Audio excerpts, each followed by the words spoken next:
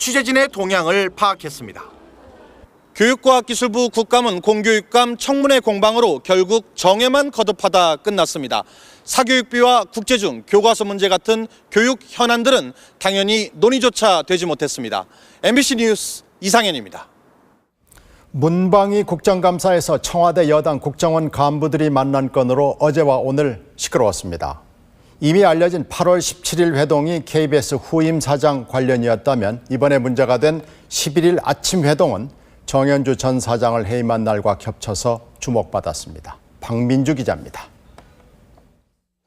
이명박 대통령이 정현주 전 KBS 사장의 해임을 결정한 지난 8월 11일 아침, 최시중 방송통신위원장과 이동관 청와대 대변인, 또 문방위 여당 간사인 나경원 의원과 국정원 김혜선 2차장이 조찬 회동을 가진 사실이 알려지자 민주당은 국정원 간부까지 참석한 언론장악 대책회의가 분명하다며 총공세를 폈습니다. 한나라당의 피는 속이지 못하는 것 같습니다. 이 50 회기 한나라당 정말 시대착오적인 발상, 우리는 단호하게 저지해야 되겠습니다.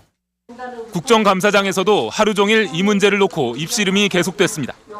국가정보법 제3조는 아까도 말씀드렸습니다마는 국내 업무는 보안정보만 하도록 되어 있습니다. 방첩, 대테러 및 국제범죄 조직에 관한 정보를 수집하고 작성, 배포하도록 규정하고 있거든요. 나머지는 그 어떤 업무도 하도록 되어 있지 않고 아침밥을 같이 먹은 것만으로도 언론 장악이라고 하니 이제는 뭐 정말 옷깃만 스쳐도 언론 장악이라고 하시지 않을까 이런 생각까지 듭니다.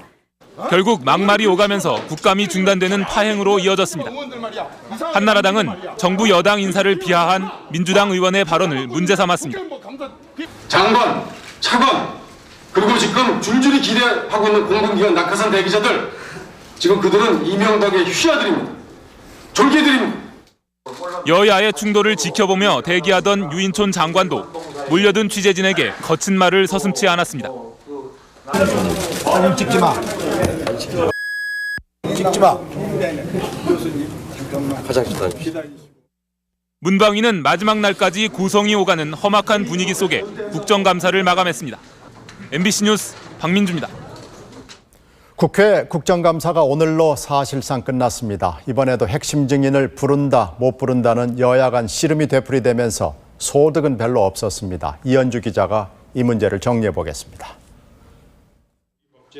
전현 정권 수사 공방으로 최대 격전지로 꼽혔던 국회 법제사법위원회는 감사 때마다 증인 채택을 둘러싼 입씨름을 되풀이했습니다. 친인척 비리를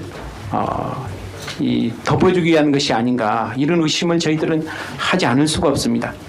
수사 재판 중인 사건의 그 당사자, 관계자를 직접 이 국정감사장에 불러놓고 물어보게 되면 결국 자칫하면 그게 수사 재판이 될 가능성이 큽니다. 그래서 저는 말로는 대단했는데 정작 여당이 벼르던 전 정권 실세나 야당이 호언장담한 이명박 대통령 친인척 중 실제 증인으로 나온 사람은 단 한 명도 없었습니다. 여성위원회는 어청수 경찰청장을 증인으로 부르자는 야당의 요구를 한나라당이 끝내 반대하자 항의 표시로 야3당이 국감 자체를 거부하는 일까지 벌어졌습니다. 만장일치로 최소한의 증인 채택도 하지 못하는 여성위원회 국정감사를 거부합니다. 농림수산식품위와 교육과학기술위는 핵심 증인인 이봉화 전 차관과 공정택 서울시 교육감의 불출석으로 김 빠진 국정감사를 감수해야 했습니다. 여야 의원들은 국회의 권위를 무시한 불출석 증인들을 고발하겠다는 방침이지만 여야는 결국 각자 보호해야 할 증인을 감싸느라 고발해야 할 증인도 고발하지 못할 거란 전망이 지배적입니다. MBC 뉴스 이현주입니다.